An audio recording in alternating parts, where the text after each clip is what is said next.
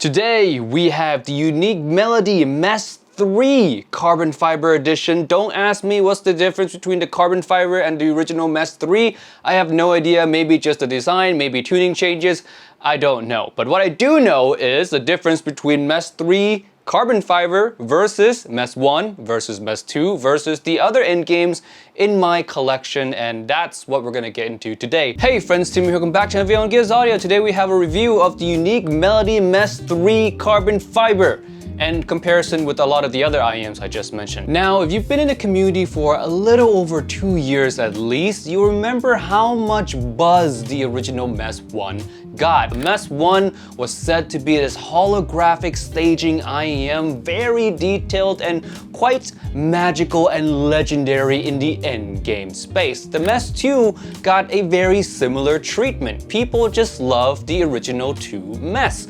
I myself included. In fact, I still own the MEST 1 till today. It's since been discontinued, so for those of you looking for one, I am sorry, you're gonna have to go through the used market. The MEST 2 I didn't find quite as impressive as the MEST 1. It's still very good, but I preferred the MEST 1. But what about MEST 3?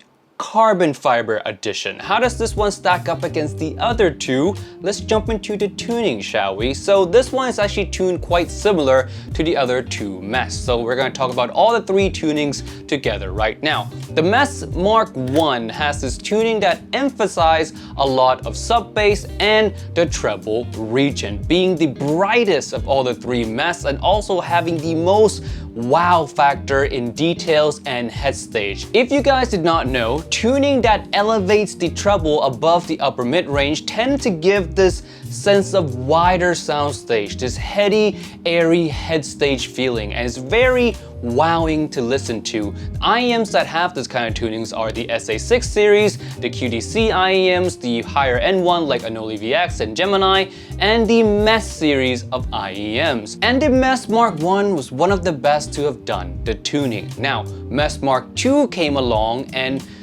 adopt quite a similar tuning to MEST 1, but reduced in overall air a little bit and more emphasis on the present regent, if you will, so the vocal extension regent, giving the MEST Mark 2 an overall more relaxing air. Doesn't have as much of that wowing head stage as the MEST 1. A little bit safer for those of you who are extra sensitive to treble. MEST Mark 1 could be too much, while the MEST 2 sits on the middle ground of still having some wow factor, but at the same time not being too fatiguing. MEST Mark 3 carbon fiber edition came along and kind of took the MEST Mark 2 philosophy to the next level. It is the most relaxing out of the 3 MEST. If you can see from the graph, you can tell that the treble and the presence region both have been dropped quite a bit, leading to the MEST 3 having the thickest sounding sound signature. It is very relaxing and non-fatiguing in every way imaginable. Now, with that big drop in the upper ranges, you would expect a drop in overall airiness, the head stage, and also details as well, and that rings true. The MEST Mark 3 carbon fiber edition is not as detailed and not as wowing as the MEST 1 or the MEST 2. What it has going for it is that it sounds more natural, I guess.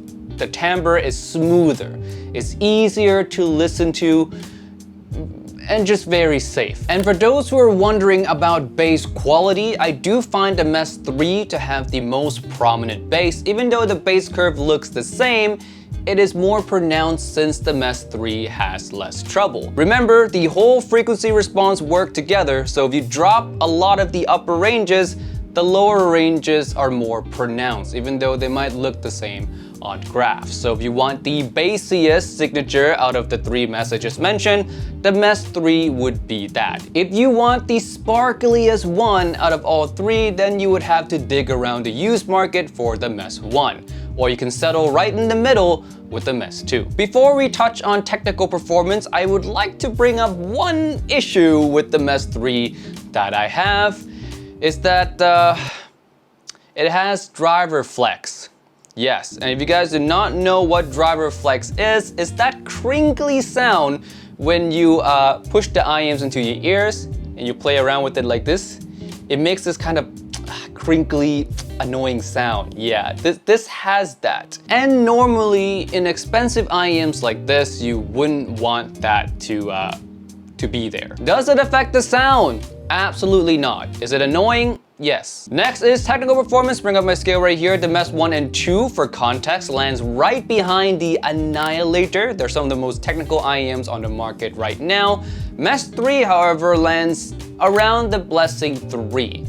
The reduced treble really hurts its overall detail. It's still a highly detailed IEM, don't get me wrong. Blessing 3 spot is no joke in terms of, you know, comparison to the rest of the market, but MEST 1 and 2 did it better. Last section is comparison. I've handpicked a few IEMs, 3 of them to be exact, from my collection to compare with the MEST 3. First one is the Sony IR C1R. When it comes to the bass, the C1R has more mid bass. You get more thumps, you get more slam. The bass on C1R is very satisfying, while the MEST Mark III is more focused on the sub bass, so you're not gonna get as much thump and fun as the C1R, but the sound signature will sound more open than the C1R as well. In terms of mid-range, I find the MEST 3 to be a lot more natural, and that includes the timbre qualities as well. The MEST 3 just comes across very smooth, easy to listen to, natural and rich sounding. In the treble is where it gets a little bit tricky, because the treble on the C1R is highly dependent on how deep you can fit the C1R into your ears. If you can't get it deep enough, it will sound bad.